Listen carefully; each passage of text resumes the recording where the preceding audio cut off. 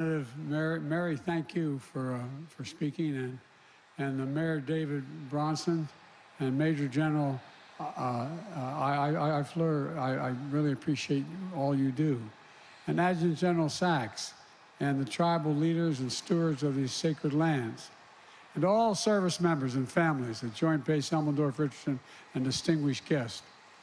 I join you on this solemn day to renew our sacred vow. Never forget. Never forget. We never forget. Each of us, each of those precious lives stolen too soon when evil attacked. Ground Zero in New York, and I remember standing there the next day and looking at the building. I felt like I was looking through the gates of hell. It looked so devastating because from where you could stand. Shanksville, Pennsylvania, the Pentagon in Virginia. I spent many 9/11s in those hallowed grounds to bear witness and remember those we lost. Every day, but especially the last few days, their memory has been with me. I'm just returning from the G20 summit in India, where we strengthened America's leadership on the global stage, followed by a historic trip to Vietnam, where we transformed our partnership in one of the most critical regions in the world.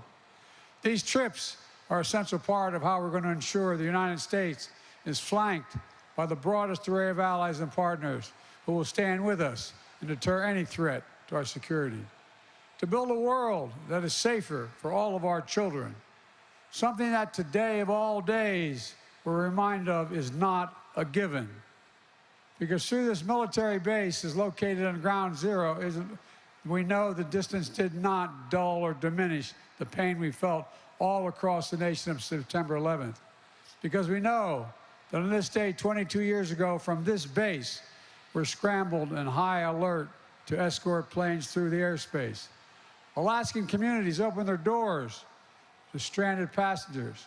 American flags sold out in every store and were placed in front of seemingly every home. We know that on this day, every American's heart was wounded, yet every big city, small town, suburb, rural town, tribal community, American hands went up, ready to help where they could, ready to serve like so many of you here, ready like Chief Master Sergeant Shady Traylor here with us today, who had recently started college when Flight 93 went down a few miles from Shanksville. She said, and I quote, "I immediately knew I wanted to sign up and suit up to serve my country." Ready like General Eifler, who said on that day, "When our nation calls, we must be ready." It called, and we went without hesitation. My fellow Americans, September 11th, 2001, tested our strength, our resolve, and our courage. The billowing smoke and ash that darkened the clear blue sky that September day. The shredded steel and concrete slabs that rained down from the World Trade Center. The plume of fire that shot up in the sky in Pentagon. I remember seeing as I got off the Amtrak train on my way to work in the United States Senate. The pit into the earth in Shanksville, a testament to the unbreakable courage and resolve of the American people. But we'll never forget that when faced with evil and an enemy who sought to tear us apart, we endured. We endured. But while every year we mark this hallowed day, it's never easy. To anyone here or anyone across the country who's grieving a lost child, parent, spouse, sibling, friend, or coworker, to all those who still bear the wounds from the searing September morning, I know how hard it is on a day like this. How can we reopen that wound? It's like opening a black hole in your chest, sucking you into it again, bringing you back to that moment when you saw the news, the moment you got that phone call, the moment you realized you'd never say again, "See you later, Mom," or "Talk to you soon, son." Think of everything your loved one might have done if they had a little more time. What would they have done? And though that can leave you so hollow, it also makes you full at the same time. On this day, I'm thinking about a friend of mine named Davis, who grew up with me in Delaware. 22 years ago, he and his family had just passed the first year without their youngest son of 3 sons, who died in a boating accident at age 15. His oldest son, Davis Jr., was just 6 days in a new job on the 104th floor of the South Tower of the World Trade Center. Davis went straight to ground zero to search for his son, searched deep into the last, as he referred to it, innings of hope, as he put it. A few days later, I called David to talk, as fathers know, about losing a piece of your soul. I was on my way to speak to students at the University of Delaware to try to make sense of what happened. And guess what?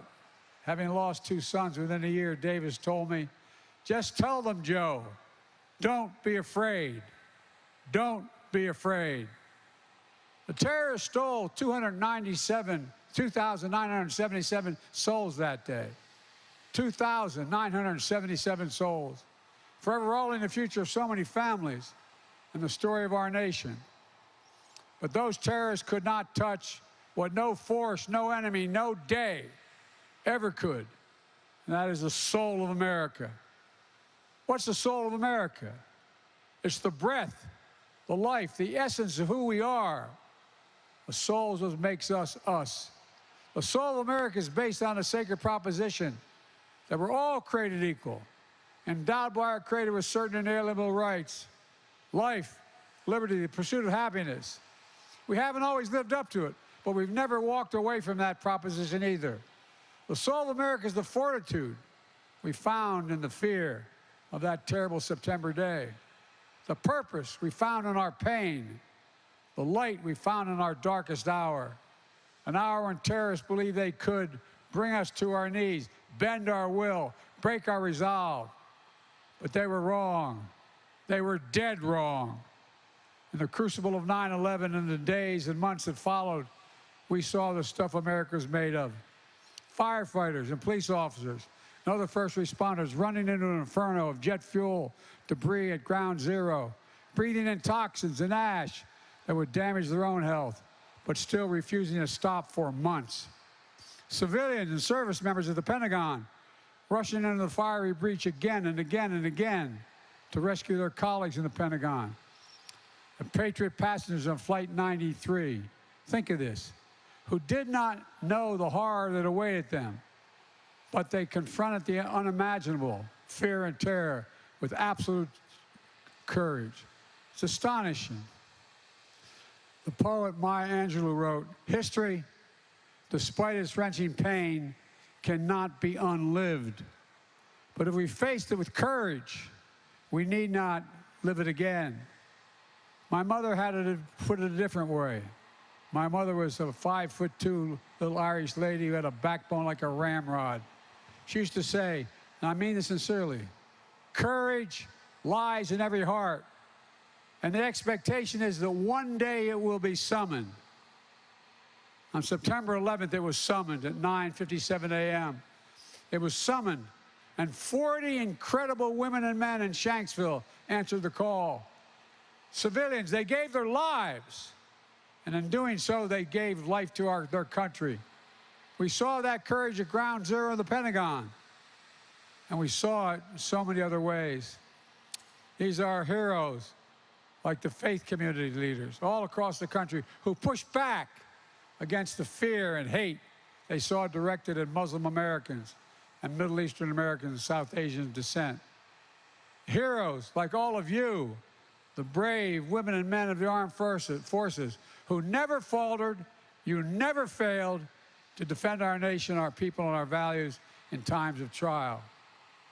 Heroes like the 9/11 generation, hundreds of thousands of brave Americans were deployed to Afghanistan to make sure the United States would not be attacked again, who served in Iraq, like many of you probably did, in war zones around the world, risking their own safety and the safety of their fellow citizens, for the safety of their fellow citizens, who served and sacrificed again and again to defend our democracy and deny terrorists a safe haven, who followed Osama bin Laden to the end of the earth and ultimately sent him to the gates of hell 12 years ago. And then last year, I made the decision to take out Zawahiri, the number 2 who met the same fate. And today, our intelligence community has recently assessed in a declassified memo that al-Qaeda threat from Afghanistan and Pakistan has reached a historic low.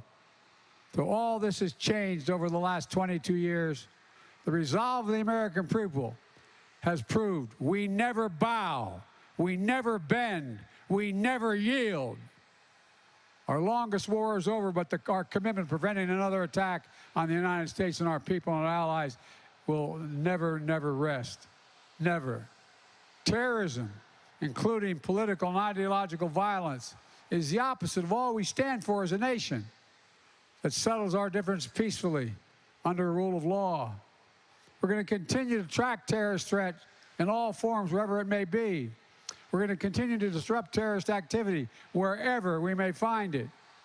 And I will never hesitate to do what is necessary to defend the American people, just as I will never forget our sacred duty to those of you who serve. Never before in our history has America asked so much for so many over such a sustained period for our all-volunteer force. You make up 1% of the population. You're the strength, the venue, you're the backbone, you're the sinew of America. As a nation, we have many obligations, but I've been saying for 30 years, we only have one truly sacred obligation: to prepare those we send into harm's way and care for them and their families when they return home and when they do not return home. It's an obligation, not based on party or politics, but on a promise that unites all Americans. And together over the last 2.5 years, I've worked to make good on that promise, signing more than 25 bipartisan laws to support our service members and veterans and their families and caregivers and survivors. We will not stop. We owe you. We owe you big, and it matters. Across the country, many Americans heard our nation's call in the days right after 9/11. And there were those who were just children, not even born yet when this happened. But when their time came to choose to serve, not because they saw something, but because they felt something, like many of you did. The same feeling that brought Americans together on this painful day 22 years ago. Unity. Now, it shouldn't take a national tragedy to remind us of the power of national unity. But that's how we truly honor those we lost on 9/11. By remembering what we can do together, to remember what destroyed, what we repaired, what was threatened, that we fortified, what was attacked, and an indomitable American spirit prevailed over all of it. Ordinary Americans responding to extraordinary and unexpected ways. That's who you are. You are the soul of the nation. That's not hyperbole. To me, that's the central lesson of September 11th. Not that we'll never again falter or face setbacks. It's that for all our flaws and disagreements, there's nothing we cannot accomplish when we defend with our hearts, which make us unique in the world, our democracy. Our democracy. Every generation has to fight to preserve it. That's why the terrorists targeted us in the first place. Our freedom, our openness, our institutions, they failed, but we must remain vigilant. Today, we can look across the country and around the world and see anger and fear in places many of you have been stationed before. A rising tide of hatred and extremism and political violence. It's more important than ever that we come together around the principle of American democracy, regardless of our political backgrounds. We must not succumb to the poisonous politics of difference and division. We must never allow ourselves to be pulled apart by petty, manufactured grievances. We must continue to stand united. We all have an obligation, a duty, a responsibility to defend, to preserve, to protect our democracy. And always remember, American democracy depends not on some of us, but on all of us. American democracy depends on the habits of the heart of we the people, the habits of the heart. Let me close with this. Earlier today in Hanoi, I visited a marker to honor my friend, war hero, senator, and statesman John McCain. John and I disagreed like hell, like two brothers. We'd argue like hell on the Senate floor. Then we go to lunch together. I went out to see John just before he passed away at his home. As I was walking out, I put my hand on his chest, and he pulled me down. He kissed me. He said, "I love you. Will you do my eulogy?" John and I were friends, like a lot of us who had differences. Like Ted Stevens and I were friends. We disagreed, but we're friends. One thing I always admired about John was how he put duty to country first. And that's not hyperbole. He did. Above party, above politics, above his own person. This day reminds us we must never lose that sense of national unity. So let that be the common cause of our time. Let us honor September 11th by renewing our faith in one another. Let us remember who we are as a nation. We never forget. We're never afraid. We endure. We overcome. We are the United States of America.